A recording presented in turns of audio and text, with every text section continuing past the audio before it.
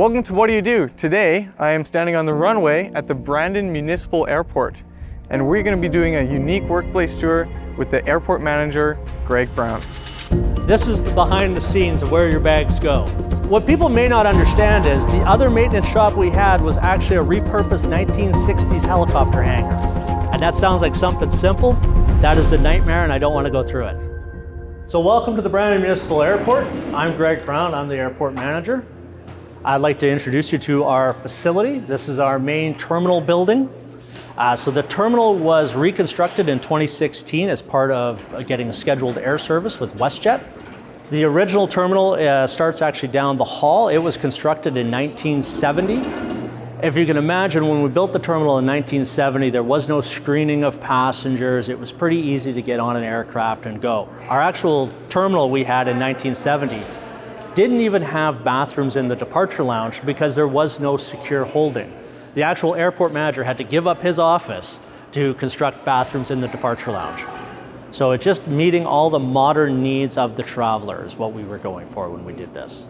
It's also interesting as people sitting here, as the WestJet aircraft comes in, it literally follows this yellow line in and just goes right past here and parks right outside the window. So just a little bit about the history of the airport. So the airport actually was founded back in 1941 as part of the Commonwealth Air Training Plan to train pilots to go overseas to fight for the war. This was base number 12. We actually have on site here, we have one-of-a-kind museum dedicated solely to the Commonwealth Air Training Plan, but they have actually 6 aircraft that are still airworthy that they fly, they offer people to fly on. Where else can you fly in a World War II aircraft? We've put up a dedication to them in the terminal here just so that we can acknowledge that history. You know, it was a big part of a lot of these small airports across the prairies, so you think even locally around us. Basically all these small airports, you will see that they're all set up, if you look on Google Earth, you can see they're all set up in a triangle runway shape. You may not have 3 runways still, but they're all set up in a triangle. And that's due to all these air bases were set up that way. What a massive effort you think of it as an infrastructure project to set up those bases across Canada. So in a triangle so that they could have different directions of their runway? They'd have 3 runways is what they would have operational. We have 2 runways still operational. If you look down on the Brandon Airport, you could still see the 3rd runway. We've abandoned it, but it's still there. And so the reason for that is for wind direction. So to maximize the number of training days and training hours, the planes have to have the option to use different runways to work with the wind. So an aircraft takes off into the wind and lands into the wind. So when the wind's blowing, the wind is supporting its landing. And then when it's taking off into the wind so that the wind is lifting the plane. As you move through the airport, through the terminal, you come to the screening area. In lots of airports, you'll have a place where you drop your checked luggage, and then you carry your carry-on over to the screening area. Here, you carry your checked luggage and your screening luggage. It all goes through the X-ray machine here, and then it's separated and goes into the bag room, which we'll be going to next. So our current aircraft that's providing service here is a Dash 8 Q400, 78 passenger capacity, but our airport can handle a 737-800. Which is about 150 passenger capacity. Wow. So we could handle much larger aircraft than we have, and that's always been the plan, that we would have larger aircraft. We just need to wait for the population to catch up with the size of aircraft that we want to land here. Like if you were to get more scheduled flights, how many passengers could you accommodate? I've never done that math, well, right now we can do 90 passengers about every 3 hours. If that was the capacity. If we had a larger aircraft here, we would manage to handle that capacity. But we'd need, because we are 1 departure lounge, 1 gate, we would need to manage that flight with a 2-hour window in between each flight, just so that we can manage the security piece of it and the capacity of the departure lounge. It'd be hard to manage 2 large aircraft with 100+ people in a departure lounge that holds about 90 seated. So it'd get a little uncomfortable. So we need about a 2-hour window, but the capacity is there to support far more scheduled service than we currently have. Okay, so this is the bag room. So behind the scenes, when you're going through the screening and your bags get separated, this is the behind the scenes of where your bags go. So it's not like big airports where you might have these long conveyor belts of bags just flowing all over the place, going through X-ray. Our bags have already been screened, so they've already gone through the X-ray already. So now they're coming into here. So this end of the baggage system, this is when the bags are being offloaded the aircraft. They'll come in here with the carts. They put the bags on these rollers. They roll down to here, and then they go on the loop. And they're on there until, well, people claimed them, or if not, then once everyone clears out, then they're collected by the air carrier. Interesting thing, it's only about 15 to 20 minutes from the time the first person comes into the terminal off the plane to the time the terminal is empty of passengers. So now, think about how long? 15 to 20 minutes. 15 minutes. So you think about that. You get off a plane in Winnipeg, it's 15 minutes before you even get anywhere in the building. Here, you are in the building, got your bags, and you're already heading out to your car, which is just across the street. So what people may not understand is they see the people standing out front, they see the WestJet uniform. Those people actually work for contractors for WestJet. And so Maintair Aviation Services is our provider for ground handling services and front counter services. And then they provide all the staff that do that. And so whatever air carrier is using this facility, they will wear the uniform for that air carrier. So if we had a WestJet in here, an Air Canada in here, a Porter in here, Comair in here, any air carrier that's using the facility, they would all use the same front counters. You wouldn't know the difference. Based on what flight is coming in, they would go and change their scarf or change their uniform to support that scheduled service. It'd be the same staff. It'd be the same staff supporting it. And that's quite common throughout Canada. So yeah. So then we get down to this end. So when you go through screening, this door would open up and bags would come through. Your bags get loaded on the cart. Now the great thing again about the Brandon Airport is we are probably not losing your luggage putting it on the plane. It is going from your hand to this cart to that plane. And so even outside when we talk about the ramps, so the guys are getting all set up here for the flight to come in, because the flight literally pulls in and parks right here. And then the passengers will walk out of the hold room, out of the departure lounge, out to the plane. We have the largest runway in the neighborhood by far. Our main runway is 150 feet wide and 6,500 feet long. So basically about a 10 or 12 lane highway. The issue we run into in the 737-800 is the max size aircraft we can handle, not because of the size, or not because of like the passenger size or anything like that, because of the weight of the aircraft. That is the pavement strength is set for a 737-800. One of the interesting things is when we talk about nav aids, as the City of Brandon, we are one of a handful of airports across Canada that own and maintain their own instrument landing system.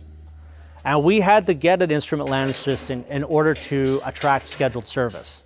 So when Nav Canada would not provide the service to us, it did not meet their criteria. Our airport movements were too low.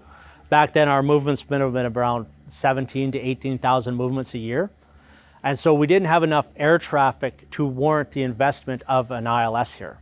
And so the city, airport users, and the province came together and we installed our own ILS system. So usually aircraft visually, if they're going to land, they have to stay above the 300-400 feet if we don't have an ILS.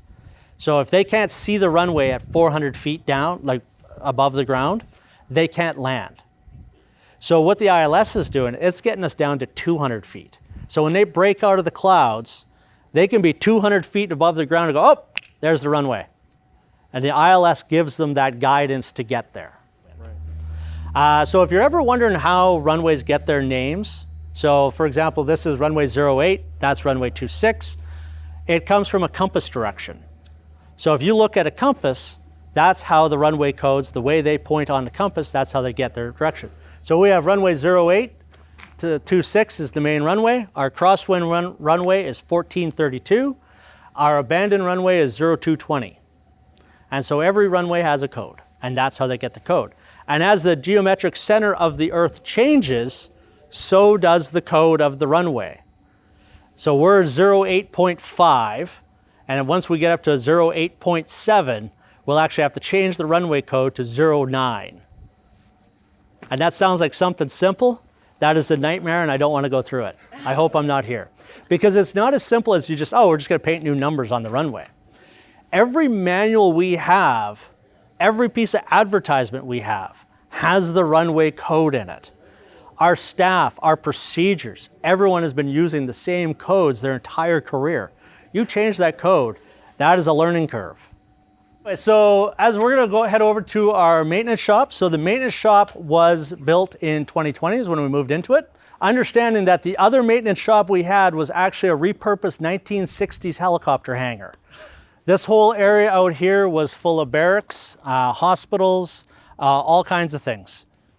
Now the interesting thing about the NAV Canada building here is this is not an air traffic control tower. This is a flight advisory. So it's a flight service station. They also provide remote flight advisory services for Dauphin Airport. So when you're a pilot flying into Dauphin, you call on the radio signal for the radio channel for Dauphin. That's actually it's someone here that's speaking to you. And they're giving you the information on what's going on at Dauphin. One of the things that we're working on, we haven't got there yet, it's on the list, is we want to actually create under the wing camping. So what it is pilots will fly into an airport, they'll land, and there'll be an area of grass where they can tie down their plane, and then they can have their tent basically under their wing, and they can sleep there. It's quite common in a lot of airports, a lot of small municipal airports, they'll have under the wing camping. So this building was built in 2020, or finished in 2020, I should say. And this was a major upgrade for the airport staff. We were able to have a modern boardroom now where we can have meetings with our stakeholders, our construction contractors. Even with a lot of our safety signage that we have is different than the safety signage you'd see at other places. So big thing out on runways is foreign object debris. Plane engines and rotors do not like bolts and nuts being sucked up into the jet engine. So we talk a lot about the FOD. Our guys actually came up with a creative way to clean up some of the bristles that we have. We have steel bristles on the broom. They have magnets that they have on the back of the truck that they put down. We call it the FOD boss. And they put those magnets down, they drive slowly along the apron, and it sucks up the metal. So we are fortunate to have the funding that we have had. That enabled to get us this fire truck. So this is an Oshkosh Striker. The trucks that we just retired, the backup truck.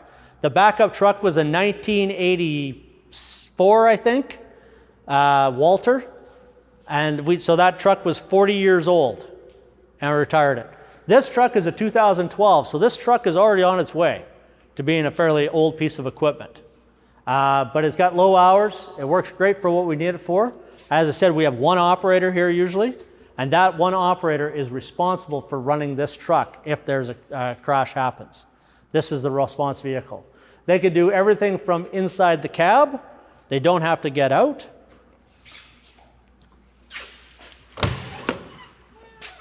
It's got seating for 4. Then the truck that this replaced was 22 years old.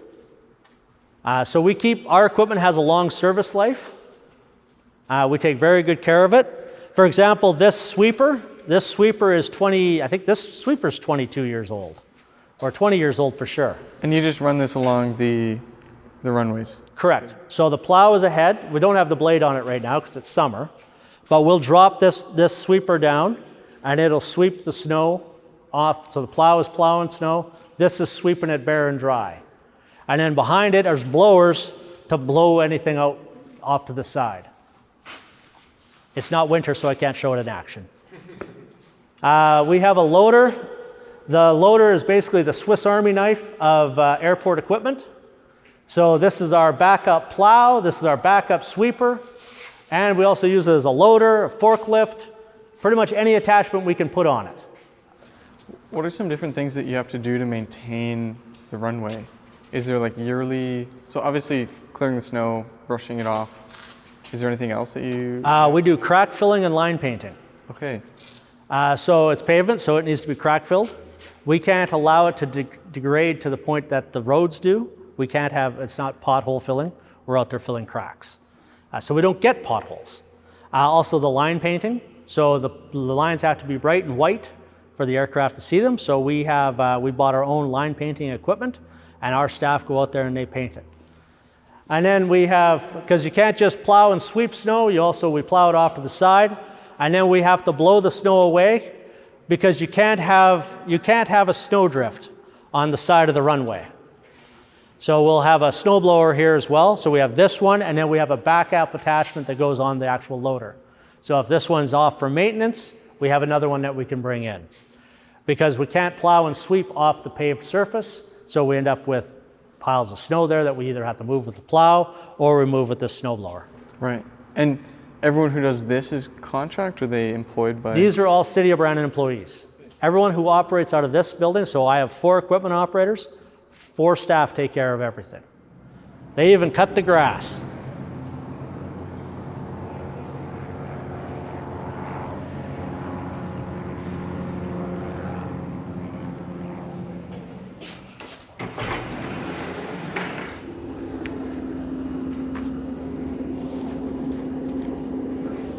Yep, they're unloading the bags. They're setting up right now, they're setting up the bag belt.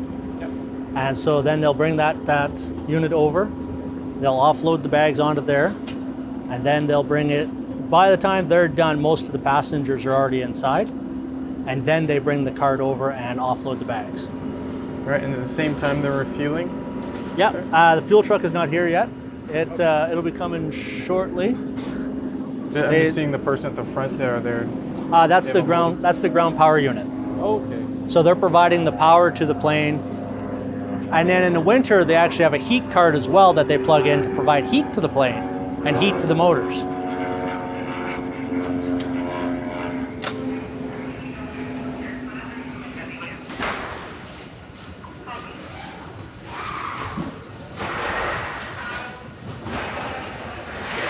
So we have both. We have an oversized bag area. So anything that's larger, like skis, golf clubs, things like that would go through here. Other stuff goes on the other belt, goes out to the passengers. Passengers can collect their oversized stuff here. It'll be everything like baby seats. We even get chickens. We get chickens flown in here. And I don't mean dead chickens, I mean live chickens. They're in like a cage? Yeah, they'll bring in chicks. So they'll fly in 1,000 baby chicks on the plane, and they'll be in boxes, and they'll wheel them out, and there'll be someone comes in to collect them. So as far as aircrafts go, we have between 40 and 50,000 aircraft movements. So a landing is a movement, a takeoff is a movement. And those aircraft, the scheduled service is about less than 1,000 movements of that activity. So even though the scheduled service is everything in this terminal, it's not the only thing that's happening at the airport. About 80% of our movements is flight training.